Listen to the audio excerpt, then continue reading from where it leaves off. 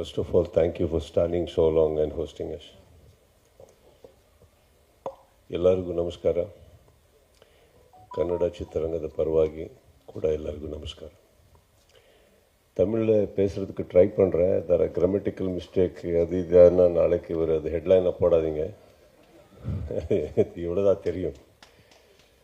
Sir நீங்கள் சொன்னீங்க ரொம்ப சீரியஸாக இருக்கேன். நான் சீரியஸ் இல்லை சார், சீரியஸாக கான்சென்ட்ரேட் பண்ணிட்டு இருந்தேன். நீங்கள் சர்ஃபேஸ் லெவல் தமிழில் பேசும்போது எனக்கு அர்த்தமாகுது. நீங்கள் ரொம்ப டீப்பாக பேசினா அது தானு சார் அப்படி தான் ஸ்டார்ட் பண்ணுவார். நார்மல் கான்வர்சேஷன்ஸு அவர் ரொம்ப டீப்பு. ஸோ அவர் என்ன சொல்கிறாருன்னு கேட்குறதுக்கு 1 hour ஆகுது. அதுக்கப்புறம் எல்லாருக்கும் கூப்பிட்டு என்ன சொன்னார் அவர். ஸோ இந்த கேப்பில் நான் சீரியஸாக இருக்க போகிறேன். அப்போ நீங்கள் எனக்கு பார்த்துருக்கீங்க சார். அதுதான் மேட்டர், அவ்வளோதான், வேற இல்லை. அண்டு மிஸ்கின் சார் ஒரு நல்ல லைன் சொன்னீங்க. நீங்கள் படம் கிரியேட்டிவிட்டி, டெக்னிக்கல் அண்ட் பிஸ்னஸ் இந்த ஆர்டரில் எதாவது ஒரு கரெக்டாக சார். அதுக்கு மேலே இவர் இன்னொரு வார்த்தை சொன்னார். எனக்கு நீங்கள் கதை சொல்லியிருக்கீங்க. என்ன ஆர்டிஸ்ட் கூட கதை கேட்கும் போது ஒரு 3 இருக்குது சார். எப்போ சொல்கிறீங்க ஒரு ஃப்ளாப்பு சக்ஸஸ் பின்னாலே முன்னேல சொல்கிறீங்களே கதை. இன்னொரு விஷயம், எந்த ப்ரொடக்ஷன்னு எந்த சக்ஸஸ்ஃபுல் பேனர் இந்த வந்திருக்கீங்கன்னு சார். 2வது 3வது என்ன வீட்டில் இருக்கிற தக்கராறில் இருக்கிற ஒரு மூடு சார். மோஸ்ட்லி நீங்கள் 3rd ஆர்டரில் வந்திருக்கீங்க. ஸோ அந்த மூடில் இருக்கும் போது ஏதோ சொல்லியிருக்கீங்க. I think that is what happened here. But I'm very honored, sir, that you recollected that. And my heartfelt thanks to the 3 gentlemen. Ravi sir, I think first time நீங்கள் பேசுறது கேட்டேன். Very, very positive. I don't know, sir, every time நான் தமிழ்நாடுக்கு இங்கே மெட்ராஸ் சென்னையில் ஏதோ ஒரு படம் release ஆச்சுன்னா அது எவ்வளோ சக்ஸஸ் ஆகிருக்கு, எவ்வளோ சக்ஸஸ் ஆகலன்னு தெரியல. ஆனால் நிறைய ஒரு பிளெஸ்ஸிங்ஸு, ஒரு லவ் எடுத்தீங்க இந்த போயிருக்கேன் எப்போவுமே. So you gave me that extra today, all of you. Thank you so much. And Vijay, I think அவர் பர்சனாலிட்டிக்கு அவர் சொல்கிற கதைக்கு சம்மந்தமே இல்லை. ஃபஸ்ட் டைம் அவர் வரும்போது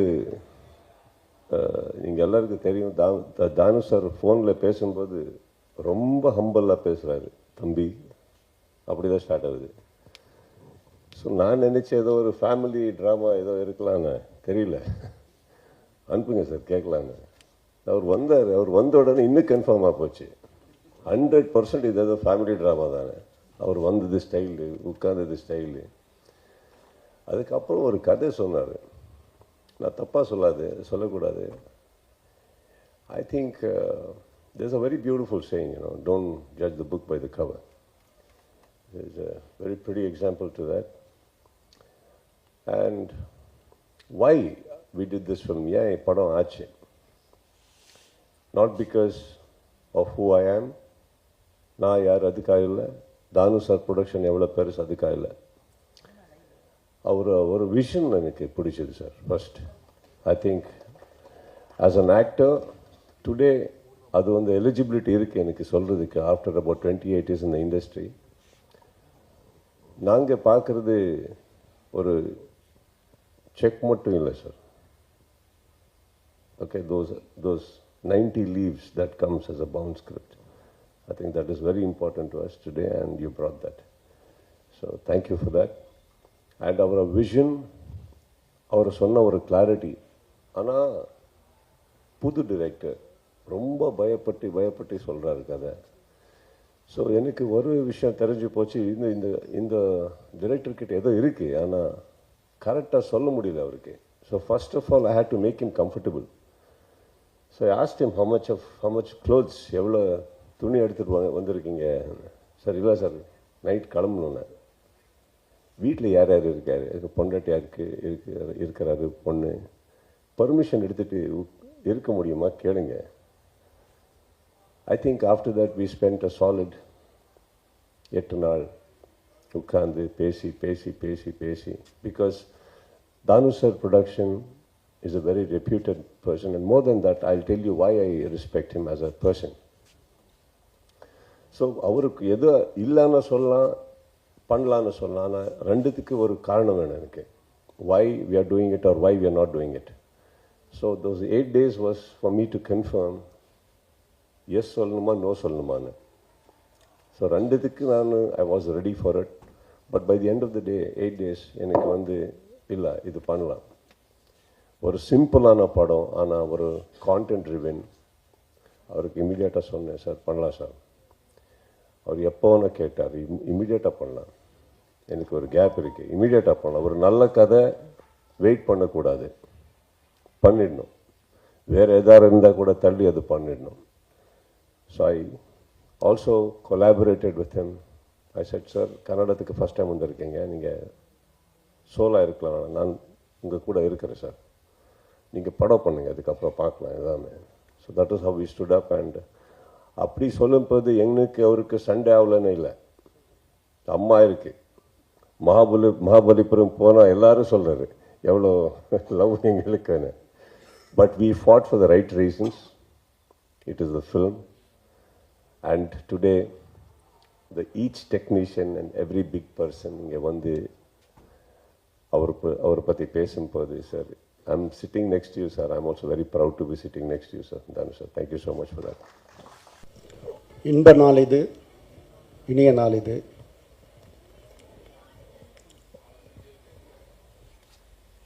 அகில இந்திய திரைப்பட சம்மேளனத்தின் தலைவரும் தென்னிந்திய திரைப்படத்திற்கு தலைவருமான சகோதரர் ரவி கொட்டார்கர் அவர்களே, முன்னாள் டைனமிக் தென்னிந்திய திரைப்பட வர்த்தக சபை தலைவர் காட்டகட்ட பிரசாத் அவர்களே, இயக்குனர் சங்கத்தின் தலைவர் தம்பி ஆர்வி உதயகுமார் அவர்களே, சின்ன குழந்தையிலேருந்து எனக்கு ரொம்ப நெருங்கிய பழக்கமாகி இன்றைக்கி என்னுடைய அத்தனை படங்களுக்கும் நடன இயக்குனராக பணியாற்றி கொண்டிருக்கும் தம்பி சோபி அவர்களே, இளவரசை பற்றி சொல்லணுன்னா சொல்லிக்கினே இருக்கலாம். ஆழ்கடல் எண்ணம் அடலேட்டு வலிமை ஏழ்கடல் வண்ணமதை எண்ணத்தில் வடிக்கக்கூடிய ஒரு தம்பி இளவரசு. பன்மணி திரள் போட்டு நன்மை எழுதுனா அவர்கிட்ட கருத்துக்கள் ஏராளமாக வந்து கொண்டே இருக்கும்.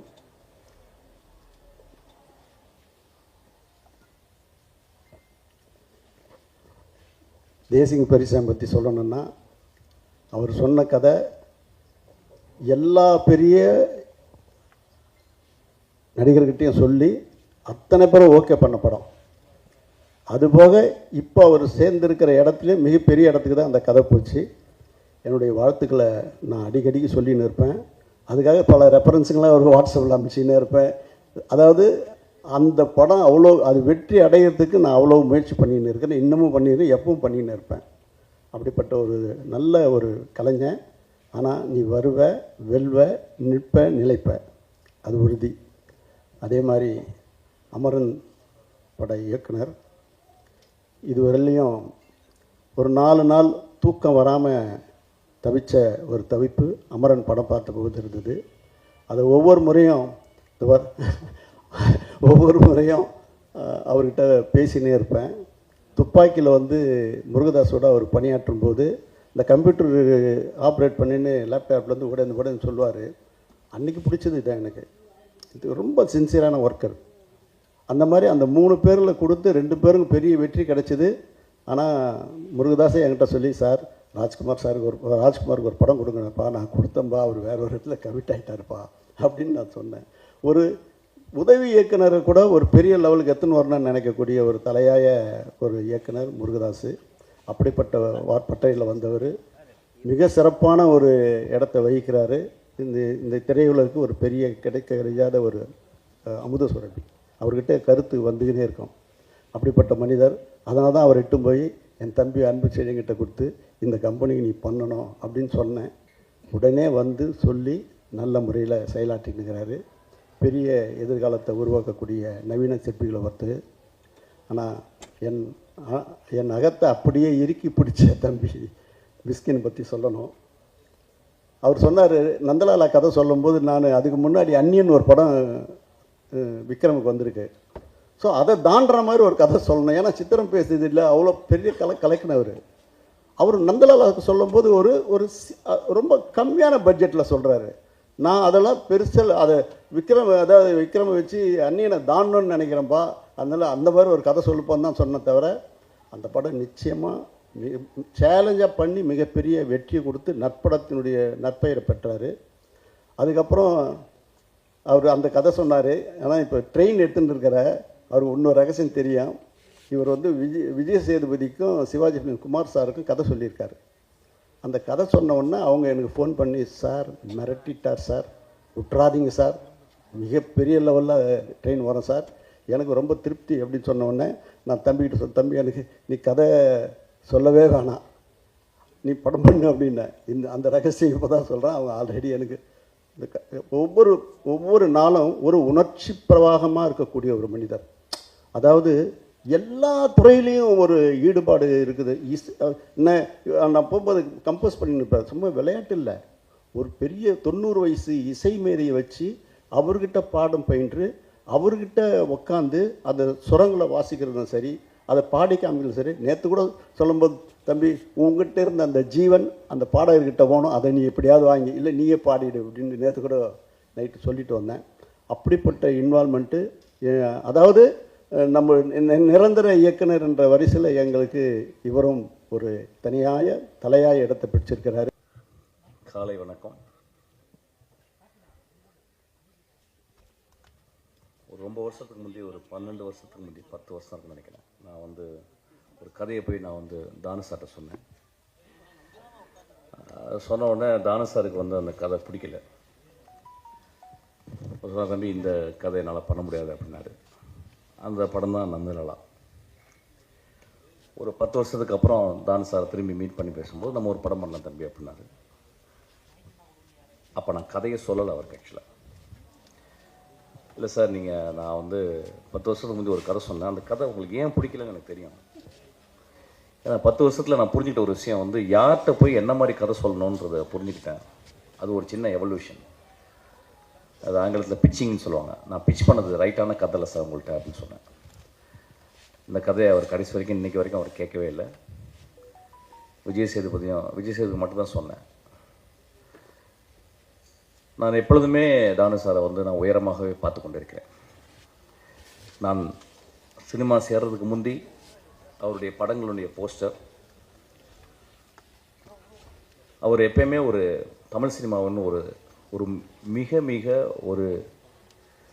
ஒரு ஈஸ்தட்டிக் சென்சிபிளோடு இருக்கிற ஒரு ப்ரொடியூசர். ஒரு நாளைக்கு 2 தடவை என்னுடைய ஆஃபீஸ்க்கு வருவார். நான் என்னை வரவே அலோவ் பண்ண மாட்டேன். நான் வரேன் சார் ஆஃபீஸ்க்கு அப்படின்னா, இல்லை தம்பி நான் வரேன். காலையில் ஆஃபீஸ்லேருந்து என்னை பார்த்துட்டு அப்புறம் நைட்டு பார்த்துட்டு போவார். நான் இத்தனை படங்கள் 27 வருஷம் நான் சினிமாவில் இருக்கேன். 18 வருஷம் நான் டைரக்டராக பண்ணி முடிஞ்சிருக்கேன். தானு சார் மாதிரி எனக்கு ஒரு சுதந்திரம் கொடுத்த ஒரு ப்ரொடியூசரை நான் பார்த்ததே இல்லை. ஏன்னா அவர் ஒரு படத்தை அவர் எப்படி எடுக்கிறாருன்னா, இப்போ இந்த படத்தை பற்றி மேக்ஸை பற்றி சொல்லும்போது, தம்பி ஒரு கதை ஒரு பையன் சொன்னான் தம்பி, அது ரொம்ப நல்லா இருந்துச்சு பாருங்க. He always dreams about stories. அவருடைய இன்டர்வென்ஷனும் பார்த்தீங்கன்னா ஒரு கிரியேட்டிவ் இன்டர்வென்ஷன் தான் இருக்கும். யூஸ்வலாக ஒரு டைரக்டர் அப்படின்னா ஒரு படி வந்தால் பிறகு we unknowingly will become arrogant. We never listen to some people's counsels. But நான் சின்ன வயசு ஃபஸ்ட்டு படத்தில் தான் அப்படி கிடையாது. என்னுடைய அசிஸ்டன்ட் டைரக்டர் தான் என்னுடைய முதல் கவுன்சில்ஸ், என்னுடைய ஜட்ஜ்மெண்ட்ஸ் எல்லாமே அவங்க தான் கொடுப்பாங்க. அதுக்கப்புறம் என்னுடைய ஒரு 11 நண்பர்கள் இருக்காங்க உலகளாவி. ஸோ நான் ஸ்கிரிப்ட் எழுதி முடித்தவொன்னே ஒரு 11 நண்பர்களுக்கு நான் ஸ்கிரிப்டை மெயில் பண்ணுவேன். அவங்க படிச்சுட்டு சொல்லுவாங்க. ஆக்சுவலாக எனக்கு இந்த படம் ரொம்ப வித்தியாசமாச்சு. நான் ஒர்க் பண்ணுற ட்ரெயின் படம் நான் எல்லாமே தானு சார்ட்ட சொல்லுவேன். ஏன்னா நான் ஒரு இயக்குனராக மட்டுமே ஒரு 50 லென்ஸில் போட்டுட்டு நான் I'm seeing my world and my world. But ஒரு ப்ரொடியூசராக அவங்க sometimes they wear long lens, sometimes they wear 24 lenses. ரொம்ப அகலமாக பார்க்குறாங்க. நான் நேற்று தானு சார்ட்ட நான் சொன்னேன். ஆக்சுவலாக ஒரு படத்தை 3 விதமாக பார்க்கலாம் சார். ஃபஸ்ட்டு வியாபாரமாக பார்க்கலாம். இரண்டாவது அதுக்குள்ள இருக்க டெக்னிக்காலிட்டிஸ், மூணாவது வந்து அதோடைய கலைத்தன்மை. சில நேரங்களில் வந்து கலைத்தன்மை முன்னாலும் டெக்னிக்காலிட்டிஸ் மிடில்லையும் வியாபாரம் வந்து மூணாவது ஆயிடுது. ஆனால் இன்றைக்கி ஒரு சினிமா அப்படின்றது ரொம்ப ரொம்ப ஒரு காம்படிட்டிவான ஒரு எக்ஸ்ட்ராடினரி இண்டஸ்ட்ரி. பட் ஆனால் ரொம்ப காம்படிஷன். ஸோ அதை நிறுத்தி வெளியே கொண்டு வந்து சேர்க்குறதுக்கு வந்து ஒரு ப்ரொடியூசர் படுற கஷ்டம் நான் கற்றுக்கிட்டேன், நான் பார்த்துக்கிட்டேன். ஸோ இப்போ நான் என்ன பண்ணியிருக்கேன், அந்த ஷிஃப்ட்டை வந்து ஃபஸ்ட்டு ஒரு படம் வந்து அந்த படம் வந்து அந்த போட்ட காசை அவங்களுக்கு வந்து கொண்டாந்து கொடுக்கணும். ஒரு சின்ன லாபமாவது அவங்களுக்கு ஈட்டி கொடுக்கணும். பெரிய லாபம் ஈட்டணும், சின்ன லாபமாவது ஈட்டி கொடுக்கணும். அதுக்கப்புறம் அவருடைய டெக்னிக்காலிட்டிஸ், அதுக்கப்புறம் தான் அவருடைய கலைத்தன்மை. அந்த கலைத்தன்மையை வந்து ஒரு நல்ல டைரக்டர் வந்து சப்டெக்ஸ்டாக வச்சு ஈ கேன் அச்சீவ் தட். நான் எதுக்கு இது சொல்கிறேன்னா, ஒவ்வொரு நாளும் தானு சார்ட்ட வந்து சில விஷயங்கள் நிறைய பேர் என்னை பற்றி சொல்லுவாங்க, நிறைய அரகண்டான டேரக்டர்னு. அஃப்கோர்ஸ் ஐ ஆம் in my own way to stick to my creative freedom. இப்போ தானு சார்ட்ட வரும்போது வந்து ஒரு தந்தை போல் என்னால் அவர்கிட்ட ஷேர் பண்ண முடியுது. ஒரு மகன் போல் அவருடைய எக்ஸ்பீரியன்ஸை அவர் கொடுக்க முடியுது. அப்படி தான் வெற்றி மாற்றி நடந்துக்கிறாரு, எல்லாத்தையுமே நடந்துக்கிறாரு. முதல் ஷோ காலையில் ரிலீஸ் ஆகுது இந்த நேரத்து வெற்றிமாறனுக்கு. முதல் தடவை காலையில் ஷோ போட்டுட்டு போயிட்டு அவர் போய் ஒரு பொக்கே கொடுக்குறாரு. So he always follows. இந்த மாதிரி ஒரு சுறுசுறுப்பாக தானு சாருக்கு என்ன வயசுன்னு எனக்கு தெரியல, ஐ திங்க் 22 வயசுன்னு நினைக்கிறேன். ஆக்சுவலாக இதுபோல் சுறுசுறுப்பான ஒரு மனிதனை நான் பார்த்ததே கிடையாது. ஆக்சுவலாக என் வாழ்நாளில் நான் இளையராஜாவை பார்த்துருக்கேன், ஒரு மியூசிஷியனா. But a producer I have never seen such a most agile and always active. Always வந்து தம்பி இப்படி பண்ணலாம் அப்படி பண்ணலாம். நேற்று கூட ஒரு பாட்டு பண்ணி போட்டேன் வந்து, தம்பி நல்லாயிருக்கு இன்னும் கொஞ்சம். So he gives me more energy. அதை வந்து நம்ம ஒரு க்ரியேட்டிவாக நம்ம எடுத்துக்கணும்னு நினைக்கிறேன். ஆக்சுவலாக எனக்கு இந்த ஒரு this thing I learn from Thanu sir. I am so grateful to you sir. அப்புறம் இந்த படம் பார்த்தேன். இந்த படம் முத ட்ரைலர் வரும்போது ஐ நோ கிச்சா, அதாவது எப்படின்னா ஒரு தடவை நான் போய் அவர்கிட்ட கதை சொல்லியிருக்கேன். ரொம்ப வெரி வெரி டீசன்ட் மேன். நான் வந்து I went all the way to Bangalore and I narrated story. He liked it. ஆனால் அதுக்கப்புறம் ஏதோ சம்திங் இட் ஹேப்பன், அதெல்லாம் பண்ண முடியல. அவரும் ஒரு 30 வருஷமாக 25 வருஷமாக ரொம்ப ஸ்ட்ராங்காக அவர் வந்து ஒரு பெரிய ப்ரொட்டாகனிஸ்ட், ஒரு பெரிய ஹீரோ அவர் வந்து இப்போ நம்ம அவர் படங்கள் நம்ம வந்து இங்கேயும் பார்க்க போகிறோம். இப்போ வந்து ஒரு படம் வந்து இப்போ வந்து இந்தியா வந்து ஒரு மாநிலமாக ஆயிடுது கிட்டத்தட்ட சினிமா பொறுத்தில். யார் வேணாலும் எங்கேருந்து வேணாலும் அவங்க வந்து ஏற்றுக்கொள்ளப்படுகிறார்கள். அப்படி தான் இருக்கணும் ஆக்சுவலி. இப்போ வந்து ஒரு ஹீரோ எங்கள் ஏரியா ஹீரோ அப்படிலாம் கிடையாது. இப்போ வந்து இது வந்து ஒரு கலையாக மட்டுமே சினிமா பார்க்கப்படுகிறது. ஸோ இந்த படம் ரொம்ப நல்ல கமர்ஷியலாக ஓவர் கமர்ஷியலாக இருந்துச்சு. அனைவருக்கும் காலை வணக்கம், மதிய வணக்கம். ஒரு மிகச்சிறப்பான நிகழ்ச்சி இங்கே நடந்து கொண்டிருக்கிறது.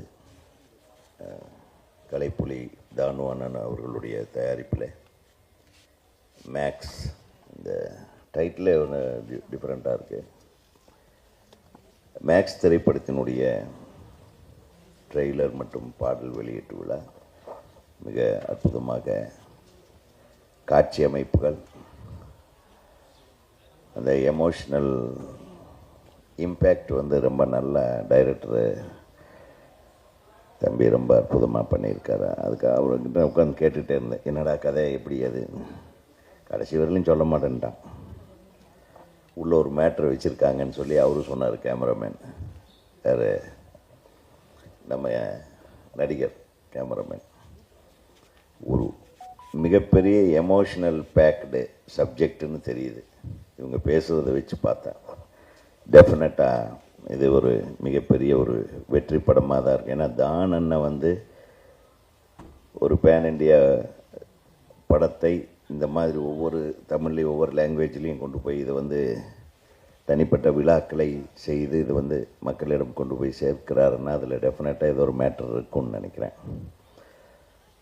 அப்புறம் இதனுடைய ஹீரோ எப்பவுமே ஒரு சீரியஸான ஹீரோவாகவே இருப்பார். நான் தூரத்துலேருந்து பார்ப்பேன், அப்படியே விரைச்சிக்கிட்டே போவார். அப்படியே கொஞ்சம் சரிங்க சார், உங்களை பார்த்தாவே பயமாக இருக்கு. ஏன்னு எஜமான்றேன் is one of the finest dedicated artist. எனக்கு தெரியும் சுதீப் அவர்களை, அவருக்கு என்ன தெரிஞ்சிருக்க வாய்ப்பில்லை. ನಿಮ್ಮ ತುಂಬ ಸಿನಿಮಾ ನಾನು ನೋಡಿದ್ದೇನೆ. I always appreciate your dedication. நம்ம அண்ணன் அழகாக சொல்லிட்டார். நம்ம சேம்பர் பிரசிடெண்ட்டு காற்றகிட்ட பிரசாத்தும் சொன்னார், நம்ம ரவி சார் ரொம்ப அற்புதமாக சொன்னார் உங்களை பற்றி. நம்ம தம்பி சொல்லும்போது இந்த நடிப்புக்காக தன்னை எப்படி வேணாலும் மாற்றிக்கக்கூடிய இந்த கமல் சார் மாதிரி ஒரு டெடிக்கேஷன் உங்கள்கிட்ட இருக்கும்போது டெஃபினட்டாக you will always win in your career, irrespective of the language, irrespective of whatever you do in cinema, because we are born for cinema, we breathe cinema, we live cinema, we love cinema. யாராச்சும் திட்டினா கூட cinema பேரை சொல்லி திட்டினா எனக்கு சந்தோஷப்படுவேன். சரி, ஐ use to நானே சில படம் பண்ணும்போது என்னடா இந்த மாதிரி படம் பண்ணிட்டான்னு என் படத்து பேரை சொல்லி திட்டுறான் பாருங்க, நான் ரொம்ப சந்தோஷப்படுவேன். என்ன கெட்ட வார்த்தையில் திட்டாமல் என் படத்து பேரை சொல்லி திட்டுவாங்க. அதுதாங்க ஒரு சினிமாக்காரனுக்கு அழகு. ஸோ அந்த மாதிரி சினிமாவை நேசிக்கிறவர்கள் இந்த மேடையில் இருக்காங்க. அதில் ஒரு சினிமா வெறியன் என் தம்பி மிஸ்கின் அவர்கள். அவருடைய ஸ்டைல் முழுக்க முழுக்க தனி ஸ்டைல். அது இப்போது ஒரு மிகப்பெரிய வெற்றி படத்தை கொடுத்திருக்கிற அன்பு தம்பி ராஜசேகர் ராஜ்குமார், அவர் ஒரு இந்தியாவே திரும்பி பார்க்கக்கூடிய அளவுக்கு ஒரு மிகச்சிறந்த படைப்பாளி என்பதை அதை நிரூபித்திருக்கிறார். ஸோ இந்த மாதிரி மேடை, அற்புதமான நடன இயக்குனர், இவர்களெல்லாம் இருக்கிற மேடையில் நானும் கலந்துக்கிட்டு இந்த திரைப்படத்தின் வெற்றிக்கு வாழ்த்துவதிலே தமிழ்நாடு திரைப்பட இயக்குநர்கள் சங்கத்தின் சார்பாக நான் மிகுந்த மகிழ்ச்சி அடைகிறேன். இந்த படம் மிகப்பெரிய வெற்றி படமாக, தானு அண்ணனை பற்றி கடைசியாக நான் பேசணும்னு நினச்சேன். அவருக்கு எனக்கு நெருங்கின உறவு இருக்குது. அவர் தான் என்னை முதல்ல ரஜினி சாரை வச்சு படம் எடுக்கிறதுக்கு, ரஜினி படம் நானும் அவர் சேர்ந்து தான் பண்ணியிருக்கணும். அது சில பல காரணங்களால் எங்கள் 2 பேர்த்துக்குமே அது அமையாமல் போச்சு. இல்லைன்னா எஜமான் he should have been the producer. அதனால் நிச்சயமாக இன்னொரு காலம், ஏன்னா நம்ம கொண்டு வயசாகிடல, இன்னும் சின்ன பசங்க மாதிரி தானே இருக்கோம். நான் சினிமாக்காரனுக்கு எப்பவுமே வயசாகாது இல்லையா சுதீஷ்? என்ன எழுத்திறேன் கரெக்டா? இன்றைக்கும் இந்த பாசமலரை பற்றி சொல்லும்போது அப்படியே நம்மளுக்கு எப்படி மனசு அப்படியே வருடுது. ஒரு அண்ணன் தங்கச்சின்னா இன்றைக்கி சாதாரண மாதிரி பாசமலர் குரூப்பாடா நீ, பாசமலர் அண்ணன் தங்கச்சியாடா நீ, நம்ம ஒரு உதாரணத்துக்கு சொல்கிறாங்க இல்லையா? ஸோ அந்த மாதிரி திரைப்படங்கள் இன்ஃப்ளூயன்ஸ் பண்ணாத மனிதர்களே கிடையாது இப்போ. ஏன்னா மனிதர்களால் இன்ஸ்பயர் ஆனது சினிமா. மனித வாழ்க்கையை தான் நம்ம இன்ஸ்பயர் ஆகி சினிமாவை பண்ணுறோம். ஆனால் அந்த திரைப்படங்களே மனித வாழ்க்கைக்கு இன்ஸ்பயர் ஆகும்போது that becomes a greater art. So அந்த மாதிரி ஒரு மிக உயர்ந்த படைப்புகளுக்கு சொந்தக்காரர்கள் எல்லாமே இங்கே இருக்கும் இந்த மேடையில். இந்த மேக்ஸ் திரைப்படம், அவர் சொன்ன மாதிரி அண்ணனை சூப்பர் ஸ்டார் என்று ரஜினிகாந்தை முதலில் பேர் போட்டு அவரை அழைத்தவர் அண்ணன் தான் அவர்கள். அவரும் சூப்பர் ஸ்டார் தயாரிப்பாளர் தான். ஆனால் அந்த சூப்பர் ஸ்டார் தயாரிப்பாளருக்கு கரகோஷத்தோடு ஒரு மிகப்பெரிய வாழ்த்துக்களை தெரிவிப்போம். அதே மாதிரி கிச்சா சுதீப் அவர்கள், அவர் மிகப்பெரிய நடிகர். அவரும் கன்னடத்தில் நிச்சயமாக அவர் தான் இப்போதைக்கு சூப்பர் ஸ்டார் அவர் தான். ஸோ கன்னடத்தில் தொடர்ந்து சூப்பர் ஸ்டாராக நீங்கள் இந்த படத்தின் மூலமாக இன்னும் ஒரு படி மேலே வரணுன்று வாழ்த்துறேன். இயக்குனர் முதல் படமாக இருந்தாலும் எங்கள் தம்பி நம்ம ஊர்லேருந்து போயிருக்காரு, எங்கள் அண்ணனால் ஆசீர்வதிக்கப்பட்டு. நிச்சயமாக நீங்கள் தொடர்ந்து வெற்றி படங்களை கொடுக்க வேண்டும், பேன் இண்டியா படங்களை கொடுக்கக்கூடிய அளவுக்கு உங்களுக்கு ஒரு வெற்றி கிடைக்க வேண்டும். அப்புறம் நம்ம நடிகர் இருக்கார், அப்புறம் அவர் சொல்ல வேண்டியதில்லை, அவர் நம்ம கூடவே வாழ்ந்துருக்கார். அனைத்து நல்லுள்ளங்களுக்கும் இதயங்களுக்கும் வாழ்த்து தெரிவித்து விடைபெறுகிறேன். நன்றி, வணக்கம். வணக்கம். மேடையில் இருக்கிற பெரியோர்கள் எல்லாருக்கும் வணக்கம். எனக்கு இந்த ஃபங்க்ஷனுக்கு நான் வர்றதுக்கு மெயின் காரணம் இந்த படத்தோட ப்ரொடியூசர் கலைப்புலி எஸ் தானு சார். எல்லாரை பற்றியும் பேசிட்டாங்க. ஸோ நான் முதல்ல தானு சார் பற்றியே ஆரம்பித்து பேசலான் இருக்கேன். ஏன்னா நான் உதவி இயக்குனராக சினிமாவில் என்னோட பயணத்தை துவங்கின போது அந்த படத்தோட ப்ரொடியூசர் வந்து தானு சார் தான். துப்பாக்கி படம் அது. அந்த படத்துக்கு வந்து தானு சார் தயாரிப்பாளராக இருந்தாங்க. தானு சார் வந்து தான் தயாரிக்கிற படங்கள் மட்டும் அல்லாமல் மற்றவங்க தயாரிக்கிற படமாக இருந்தாலும் அதுக்கும் வந்து ரொம்ப, அதாவது எப்படின்னா, அவர் வந்து சினிமாவை வந்து தன்னோட கம்பெனியை சார்ந்தது மட்டும்தான் சினிமா, தான் எடுக்கிற படம் மட்டும்தான் படம் அப்படின்னு நிறைய பேர் நினச்சிட்டு இருப்போம். எப்பயுமே ரொம்ப ஃபோக்கஸ்டாக. அது கெட்ட விஷயம் இல்லை, பட் சம்டைம்ஸ் அது ரொம்ப தன் சார்ந்த விஷயமா மட்டுமே மாறிடுது. அப்படி இருக்கும் பொழுது ஒரு பெரிஃபரல் விஷனோட சினிமா மொத்தமும் நம்மளது தான், நம்மளும் அதில் ஒரு அங்கமாக தான் இருக்கோம்னு சொல்லி வேற கம்பெனி தயாரித்தாலும் சரி, தனக்கு சம்மந்தம் இல்லாத ப்ரொடக்ஷன் வழியாக சம்மந்தம் இல்லாத வேறு ஏதோ படங்கள் இருந்தாலும் சரி, எனக்கு தெரிஞ்சு தானு சார் வந்து என்னோடய படத்தோட அனௌன்ஸ்மெண்ட் வந்த நாள், டீசர் வந்த நாள், திருப்பி இன்னொரு டீசர் கொடுத்த நாள், ட்ரெய்லர் வந்த நாள், ஒவ்வொரு பாட்டு சிங்கிள் வெளியிட்ட நாள், படம் வெளியான நாள், படம் வெளியாகி அதுக்கப்புறம் ஓடிட்டு இருந்த நேரத்தில் வெவ்வேறு டைம்லேயும் வந்து ஃபோன் பண்ணி எனக்கு விஷ் பண்ணுற முதல் ஆள் வந்து தானு சாரை தான் இருப்பாங்க. ஸோ அந்த வகையில் தானு சார் வந்து ரொம்ப சப்போர்ட்டிவ். அதுக்கு பிரதிபலன் அப்படிங்கிறது என்ன இருக்கும் அப்படின்னா, அவருக்கு வந்து இத்தனை பேரை சம்பாதிச்சிருக்காரு அப்படிங்கிறது தான் இருக்கும். அண்ட் நான் இப்போ நம்ம நிறைய பேர் ஆக்டர்ஸை கொண்டாடுறோம், டைரக்டர்ஸை கொண்டாடுறோம் ஆப்வியஸ்லி, பட் ப்ரொடியூசர்ஸை யாருமே கொண்டாட மறந்துடுறோன்னு நினைக்கிறேன். அவங்க வந்து எல்லாருமே வந்து மேடை ஏற்றி வச்சுட்டு அவங்க வந்து ஒதுங்கிடுறாங்க. எனக்கு தெரிஞ்சு நான் இப்போ ஒரு பாலகனாக இருக்கும் பொழுது கிழக்கு சீமையில் மாதிரி ஒரு படம் வந்தது தானு சார் ப்ரொடக்ஷனில். அடுத்தது ஆளவந்தான் எடுத்திருந்தார் சார், காக்க காக்க சார் ப்ரொடியூஸ் பண்ணியிருந்தார், துப்பாக்கி படம், தெரி, அசுரன், இப்போது மேக்ஸ், இன்னும் அடுத்து நிறைய படங்கள் பண்ணுவார், கபாலி. ஸோ இந்த மாதிரி தலைமுறைகள் கடந்து இத்தனை ஜெனரேஷன்ஸ் மாறிக்கிட்டே இருக்குது, டைரக்டர்ஸ் மாறிக்கிட்டே இருக்காங்க, ஆக்டர்ஸ் மாறிக்கிட்டே இருக்காங்க, பட் கன்சிஸ்டண்ட்டாக இவ்வளோ பெரிய ஒரு body of work we கிரியேஷன்ஸில் Thanu sir வச்சுருக்காங்க அப்படின்றது வந்து ஒரு பெரிய ஒரு இன்ஸ்பிரேஷனலான ஒரு ஜேர்னி அது. ஆக்சுவலாக தானு சார் வந்து ஒரு கொண்டாடப்பட வேண்டிய ஒரு ப்ரொடியூசர்.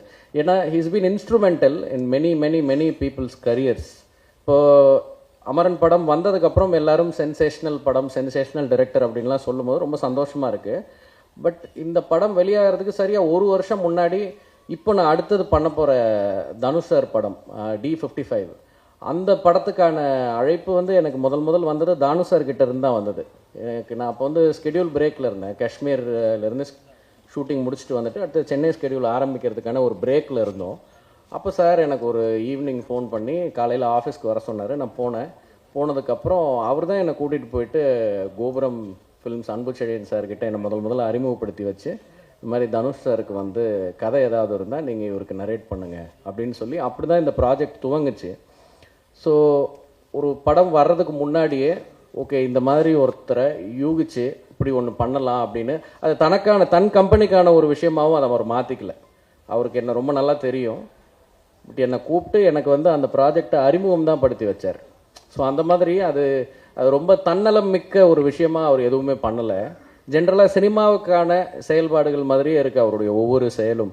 இன்னொன்று எனக்கு ரொம்ப நெகிழ வச்ச ஒரு சம்பவம் அப்படின்னா, நான் ஃபஸ்ட்டு பண்ண படம் ரங்கூன். அந்த படம் வந்து தானு சார் கம்பெனியில் தான் பண்ணியிருக்க வேண்டியது. எப்படின்னா, நாங்கள் துப்பாக்கியில் ஒர்க் பண்ணிகிட்டு இருக்கும்பொழுது முருகதாஸ் சார்கிட்ட நிறைய அசிஸ்டன்ட் டைரக்டர்ஸ் இருந்தோம். அதில் ஒரு 3 அசிஸ்டன்ட் டைரக்டர்ஸுக்கு இமீடியட்டாக அந்த படம் முடிஞ்சோன்னே தன்னோட வி கிரியேஷன்ஸ்லேயே படம் பண்ணணும்னு ஆசைப்பட்டார்.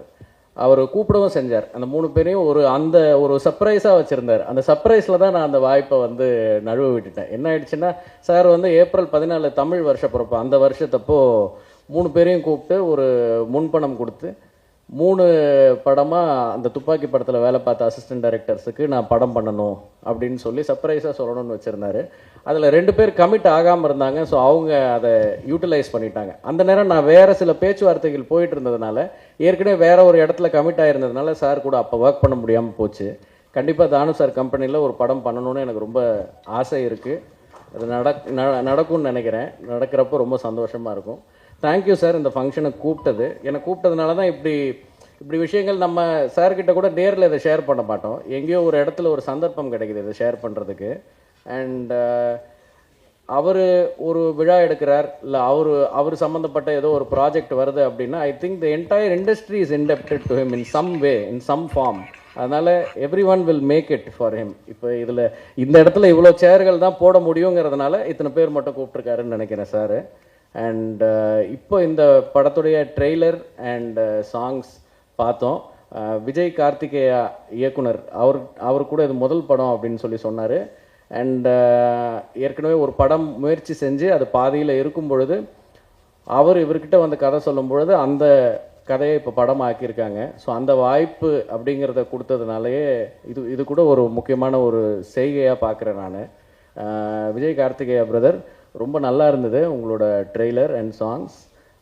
இது வந்து உங்களுக்கு இந்த மேக்ஸ் அப்படின்ற படம் உங்களுக்கு சக்ஸஸ் மேக்ஸ் அண்ட் பெரிய ஒரு ஹிட்டாக இது வந்து மாறுறதுக்கு என்னுடைய வாழ்த்துக்கள். அண்ட் கிச்சா சுதீப் சார், எனக்கு கொஞ்ச நேரம் முன்னாடி தான் தேசிங் வந்து கீழே இருக்கும்பொழுது இந்த கிச்சா அப்படிங்கிற பேர் காரணம் சொன்னார். அதுவே ரொம்ப ஆச்சரியமாக இருந்தது. அது சேத்து படத்தோட ரீமேக் வந்து சார் பண்ணாங்க அப்படிங்கிறதே வந்து அதை நான் பார்க்கல. பட் எப்படி விக்ரம் சாருக்கு வந்து அது ஒரு அடைமொழி பெயராக இன்னைக்கு வரைக்கும் இருக்கோ, அதே மாதிரி சாருக்கும் அது ஒரு அடைமொழி பெயராக அமைகிற அளவுக்கு அந்த கதையும் அந்த படமும் மறுபடி அதுக்கு வந்து அவர் உயிர் கொடுத்த விதமும் தான் அந்த பேர் அவருக்கு அமைச்சு கொடுத்துருக்கோன்னு நினைக்கிறேன். அண்ட் ஜென்ரலாக சொல்லுவாங்க ஆன்டகனிஸ்ட், அதாவது படத்தில் வந்து ப்ரொட்டாகனிஸ்ட்டுக்கு ஹீரோக்கு அகெயின்ஸ்டாக இருக்கிற ஒரு கேரக்டர் வந்து ரொம்ப பவர்ஃபுல்லாக இருக்கணும், ரொம்ப பவர்ஃபுல்லான ஒரு கேரக்டராக இருக்கணும், கேரக்டரைசேஷனாக இருக்கணும் அப்படின்ட்டு. நான் அந்த வகையில் நான் படத்தில் வந்து பார்த்து அவருடைய ஸ்க்ரீன் ப்ரெசன்ஸ் அண்ட் அந்த கேரக்டரை, though it is a negative character, அந்த கேரக்டரை வந்து ஒரு அவ்வளோ ஒரு பிரம்மாண்டமாக தன்னோட ஒரு ஸ்க்ரீன் ப்ரெசன்ஸ் மூலமாக அதை வந்து ஸ்டார்ட் டு எண்ட் அதை வந்து ஒரு ஆங்கர் பாயிண்ட் மாதிரி அந்த படத்தில் வந்து அவர் வந்து பயணிச்சிருப்பார். ஸோ அது ஒரு பிரமிப்பாக இருந்தது. அவரோட ஒவ்வொரு படங்களும் அப்பப்போ பார்க்கும்பொழுது அந்த பிரமிப்பை தந்துக்கிட்டே இருக்குது. இந்த மேக்ஸ் படமும் கிச்சா சுதீப் சாருக்கு ஒரு பெரிய வெற்றி படமாக இருக்கணும் அப்படின்னு சொல்லி நான் வாழ்த்துறேன், வேண்டிக்கிறேன். Thank you sir. And Udhayakumar sir and others, Ilavarasar sir ஒரு நாள் வந்து ஆஃபீஸில் நாங்கள் சந்தித்தோம். போன படத்தில் ஒர்க் பண்ண முடியல, கண்டிப்பாக ஏதோ ஒரு கேரக்டர் அடுத்த இதில் பண்ண முடியும்னு நினைக்கிறேன் சார். உங்களுக்கு பார்க்கும்போதே எனக்கு தோணிட்டு இருந்துச்சு. அண்ட் எல்லாருக்கும் வந்திருக்க எல்லாருக்கும் ரொம்ப நன்றி. அண்ட் பத்திரிகையாளர்களுக்கு பெரிய நன்றி. ஏன்னா இதே சத்யம் தியேட்டரில் தான் வந்து அமரன் படம் ப்ரெஸ் ஷோ தான் நான் வந்து ஃபஸ்ட்டு பார்த்தேன். அப்போது ப்ரெஸ் ரிப்போர்ட்டர்ஸ் எல்லோரும் இருந்து பார்த்துட்டு வெளியில் வந்து இங்கே பக்கத்துலேயே நீங்கள் எல்லோரும் தனியாக பர்சனலி எனக்கு வந்து நேரில் பார்த்து நீங்கள் எல்லோரும் படத்தை ரசித்து பகிர்ந்துக்கிட்ட விஷயம் வந்து என்றைக்குமே எனக்கு நெகிழ்ச்சியான ஒரு நினைவாக இருந்துக்கிட்டே இருக்கும். நிறைய பேர் ஃபோன் பண்ணி மெசேஜ் பண்ணி நிறைய பேர் வாழ்த்துனீங்க, ரொம்ப நன்றி. படத்தை எவ்வளோ பெரிய வெற்றி ஆக்கி கொடுத்த மக்களுக்கும் பத்திரிகையாளர்களுக்கும் மிகப்பெரிய நன்றி. இந்த விழாவிற்கு வருகை தந்திருக்கும் அனைத்து மரியாதைக்குரிய மேன்மக்கள் அனைவருக்கும் வணக்கமும் நன்றியும். And Mysskin sir and Rajkumar sir எல்லாருக்கும் வணக்கம். மற்றும் பத்திரிகையாளர்கள் மீடியா நண்பர்களுக்கும் வணக்கம். இந்த மேடையில் நான் இப்போ நிற்கிறேன்னா அதுக்கு முதல் காரணம் கலைப்புலி எஸ் தானு சார். அவர்கிட்ட நான் போய் கதை சொன்ன உடனே ஒன் டைம் தான் கதை சொன்ன உடனே அவர் வந்து சுதீப் சார்கிட்ட அனுப்பிச்சார். சுதீப் சாரும் ஒரு தடவை தான் கதை கேட்டார். நான் இந்த மேடையில் இருக்கிறதுக்கு இவங்க 2 பேர் தான் ரொம்ப முக்கியமான காரணம். அவங்களுக்கு என்னுடைய நன்றி. அதுக்கப்புறம் இந்த மேக்ஸ் வந்து மிக சிறந்த ஒரு படமும் வர்றதுக்கும் அவங்க 2 பேர் தான் காரணம். ஏன்னா அவங்க 2 பேரும் மிகப்பெரிய லெஜெண்டு. அவங்க வந்து எனக்கு வந்து ரொம்ப சப்போர்ட்டாக இருந்தாங்க எல்லா விஷயத்துலையுமே. ரொம்ப அன்பா, ஏதாவது பிரச்சனைனா இப்படி பண்ணியா அப்படின்னு தானு சார் சொல்லுவார், சுதீப் சார் அப்படி தான் சொல்லுவார் ஸ்பாட்டில். அதனால தான் இந்த படம் வந்து மிக சிறந்த ஒரு படமாக வந்திருக்கு.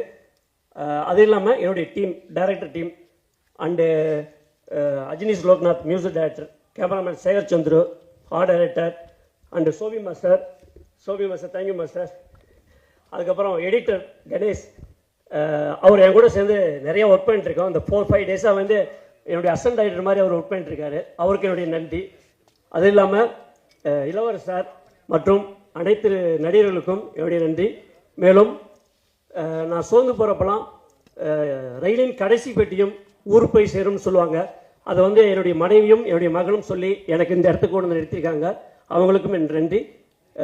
தானு சாருக்கு என் வாழ்நாள் நன்றி. தேங்க்யூ.